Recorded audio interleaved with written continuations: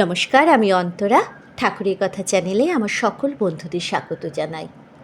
পরম গুরু শ্রী শ্রী রাম ঠাকুরকে প্রণাম জানিয়ে ঠাকুরের কথা নিয়ে প্রতিদিনের মতো আমি আপনাদের কাছে সকল বড়দেরকে প্রণাম জানাই ও ঠাকুরের কাছে আপনাদের সুস্থ জীবন কামনা করি। আজকে ঠাকুরের করুণা স্পর্শে ধন্য যেসব সৌভাগ্যবানের জীবন, তাদের কিছু কৃপা কাহিনী স্মৃতিচারণা করাই আজকের আমার পর্ব। বহুবার বিস্তৃত এইসব ঘটনার কয়েকটি অবতরণ করব শুধু এই কথাটিকেই মনে করার জন্য। ঠাকুর প্রাণাধীশ রূপে সর্বদা সর্বত্র এবং সর্ব অবস্থায় আমাদের সঙ্গ করেন, পিতার ন্যায় পালন ও রক্ষা করেন ও শিক্ষা দেন। সঙ্গে থাকুন। বহুদিন আগে স্বাধীনতা প্রাক্কালে নোয়াখালীতে কংগ্রেসের কোনো অধিবেশনের সমাপ্তির পর ডাক্তার জে.এম. দাশগুপ্ত মহাশয় মনে তীব্র ইচ্ছা জাগল যে সে রাতে তিনি পাহাড়তলি কৈবল্যধামে যাবেনই এবং দর্শন প্রণাম শেষে কলকাতায় ফিরবেন। যথা ইচ্ছা যথা কর্ম। সারা রাত ধরে চন্দ্রনাথ পাহাড়ে পাকডন্ডি বেয়ে বেয়ে লাঠি হাতে পায়ে হেঁটে উঠছেন যাতে ভোরের মধ্যে পৌঁছে যান। তাড়াতাড়িতে পোশাক বদল করতেও পারেননি। হাতে ছিল লাঠি, পরনে খদ্দরে কুর্তা ও চুস্ত ও মাথায় সেই সময় কংগ্রেসে ব্যবহৃত একটি বিশেষ ধরনের পাগড়ি। সারাদিন মিটিং করে সারা পথ চলে ভোরের দিকে তার শরীর ক্লান্ত, অবসন্ন এবং খুদ পিপাসায় জীর্ণ। মনে মনে ভাবছেন, আহা, যদি এক বাটি গরম গরম দুধ পেতাম এক্ষুনি খেয়ে নিতাম। গিয়েই শ্যামদাকে বলবো যদি একটু গরম জলে ব্যবস্থা করে দিতে পারেন, আর তারপর যদি একটা তোষক পাওয়া যায় তো সারা দিন ঘুমাবো।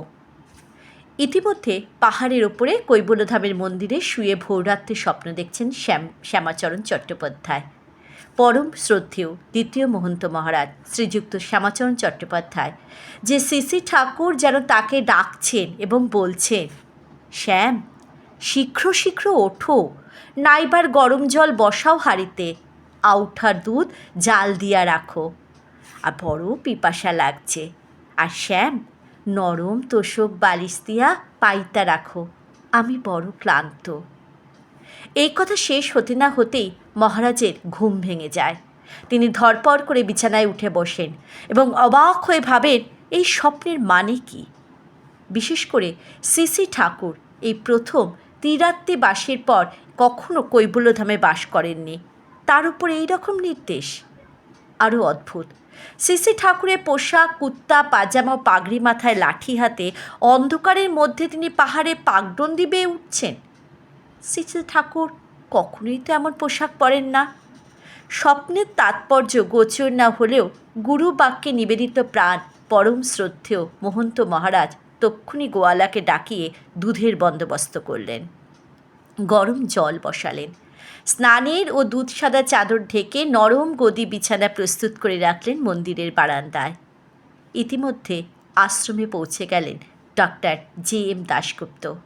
তার পোশাক ও অবসন্ন চেহারা দেখেই ভোরের স্বপ্নের অর্থ পরিচ্ছন্ন হয়ে গেল শ্রদ্ধেয় মহন্ত মহারাজের কাছে। এদিকে বড় কাঁসার জামবাটিতে ভর্তি ধোয়া ওঠা গরম দুধ, বালতি ভর্তি গরম জল ও দুগ্ধ ফেননিব সজ্জা, তার কাঙ্ক্ষিত সমস্ত জিনিসের এরকম আয়োজন দেখে বিস্ময় অবাক হয়ে গেলেন ডাক্তারবাবু। ভাবছেন, তিনি তো মহারাজকে জানাননি তার মনোবাসনা, অথচ মহারাজ কী করে এত ব্যবস্থা করলেন। যখন জানতে পারলেন যে তার হৃদয় অধীশ্বর ইচ্ছাময় শ্রী শ্রী রাম ঠাকুর তার অবসন্ন ক্লান্ত ভক্তের মনের কোনায় পালিত ছোট ছোট বাসনাকেও কতটা গুরুত্ব দেন, পিতার মতন সদা জাগ্রত হৃদয়ে ভক্তপুত্রের সমস্ত স্বাচ্ছন্দ্যে ব্যবস্থা করেন তার শরীরকে, তখন গুরুদেবের অহেতুকী অসীম কৃপায় ভক্তি বিস্ময়ে অভিভূত দুই ভক্ত চোখের জলে ভাসলেন। মহন্ত মহারাজও আপ্লুত যে তার মাধ্যমে শ্রী ঠাকুর আতিথেয়তার এক চরম নিদর্শন রাখলেন সকলের জন্য। নামের সহিত ফেরেন আপনি শ্রীহরি। ভক্তদের জীবন কাহিনী পর্যালোচনা করলে দেখা যায় যে শ্রী শ্রী ঠাকুর তার কাছে নাম প্রাপ্তদের সব ভার তিনি নিজে বহন করেন। সুখে দুঃখে সম্পদে বিপদে কখনো তাদের ছেড়ে যাননি।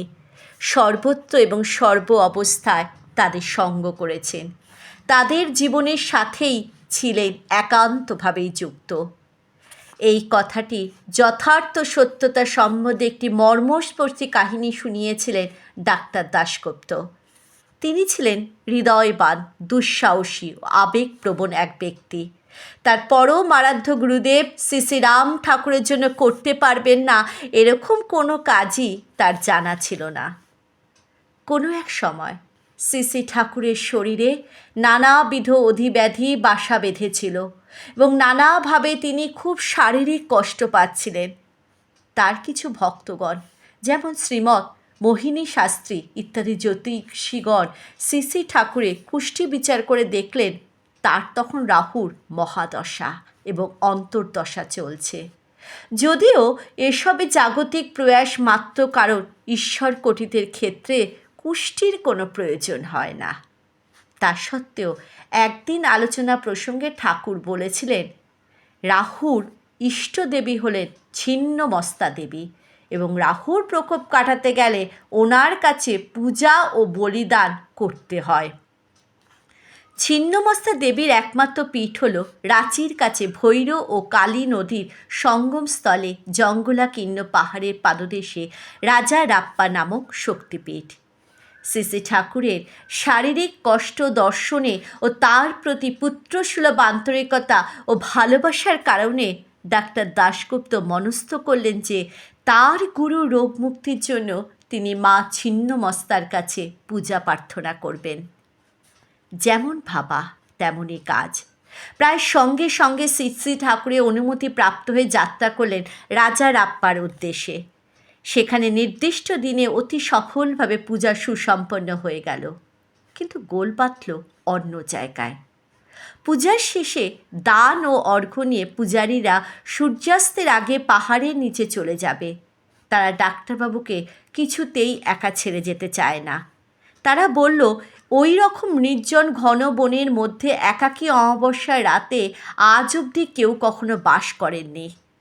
বাঘ ও হিংস্র সাপদ সংকুল সেই বন এবং প্রকাণ্ড সব বিষাক্ত সাপেদের চলাফেরার স্থান। কিন্তু ডাক্তারবাবু তার সিদ্ধান্তে অনড়, কারণ তিনি মনস্থ করেছেন তার গুরুদেবের জন্য তিনি দেবীর সামনে বসে সারা রাত জপ করবেন। প্রসঙ্গত আজ থেকে প্রায় 100 বছরের আগেও ওখানে কোনো মন্দির ছিল না, ছিল শুধু একটি পাথর, সেটি শক্তিপীঠ। তিনি পুরোহিতদের বললেন যে তিনি কোনো ভয় পান না, কারণ বিপদে মধুসূদন তার গুরুদেব তাকে নিশ্চয়ই রক্ষা করবেন। সেই রাতে তার হাড় হিম করা ভয়াবহ ও অপূর্ব আধ্যাত্মিক দু ধরনের অভিজ্ঞতা হয়েছিল। তার মধ্যে একটির কথা আজ আমি বলবো। ঘোর অন্ধকারে একটি মাত্র প্রদীপ জ্বালিয়ে একটি পাথরে হেলান দিয়ে চোখ খুদ বুজে তিনি সারা রাত শ্রী শ্রী ঠাকুরের দেওয়া তুলসীর মালা জপ করছেন। হঠাৎ ফোঁস শব্দে দেখলেন তার একদম সামনে মা মনসার চরণ চিহ্ন আঁকা সম্পূর্ণ ফনা মেলে দোলাচ্ছে একটি বিশাল কালকেউটে সাপ এবং আস্তে আস্তে এগোচ্ছে তার দিকে। তিনি সম্মোহিতের মতন এক দৃষ্টিতে সাপের চোখের দিকে তাকিয়ে থাকলেন, কারণ শুনেছিলেন চোখের দিকে তাকিয়ে থাকলে সাপ কিছুই করতে পারে না। শরীরের নড়াচড়া বন্ধ হয়ে গেছে, কিন্তু জপের মালার নাম হয়ে যাচ্ছে। বেশ কিছুক্ষণ এই অসহনীয় অবস্থায় থেকে সাপটির মধ্যে এক পরিবর্তন এলো। তার ফনাটি এবার সে চক্রাকারে ঘোরাতে শুরু করলো, ঠিক যেন আরতির ভঙ্গিমায়। তার কিছুক্ষণ বাদে সে তার ফনাটিকে মাটিতে নামিয়ে আনলো, যেন প্রণাম করছে, এবং সরসরিয়ে জঙ্গলের মধ্যে চলে গেল। ডাক্তারবাবু হাঁপ ছেড়ে বাঁচলেন এবং বাকি রাতটি নাম কাটিয়ে ভোরবেলায় বনের ফুল এবং নদীর জল দিয়ে মন্দিরের সেবা করলেন।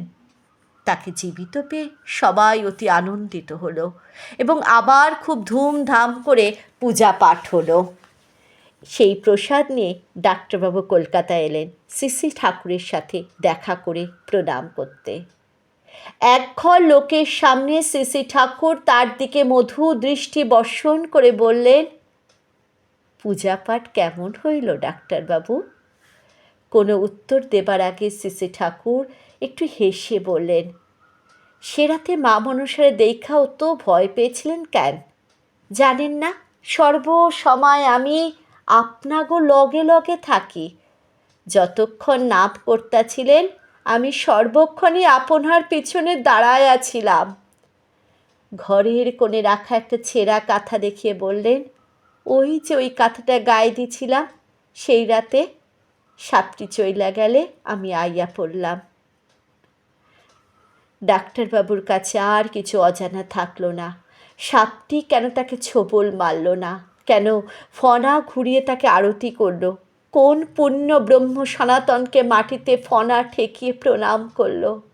হায়, তিনি তো সেদিন বুঝতেই পারেননি কার আরোগ্যের জন্য তিনি পূজা দিতে গিয়েছিলেন। কে সেই আপাত চলন শক্তিহীন বৃদ্ধ, যিনি পাহাড় পর্বত ডিঙিয়ে জঙ্গল ভেদ করে রাত্রির অন্ধকারে অবলীলাক্রমে তার সন্তানকে রক্ষা করতে ছুটে যেতে পারেন।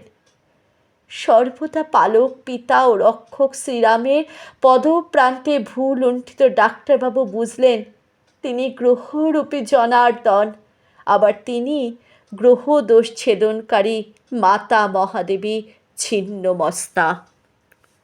এইসব দেখে ঠাকুরের বেদবাণীতে তো আমরা পাই, গুরু ভিন্ন এ জগতে আত্মীয় আর কেহ নাই। যখন যে অবস্থায় গুরু রাখেন সেই অবস্থায় তৃপ্ত হইতে চেষ্টা করতে হয়।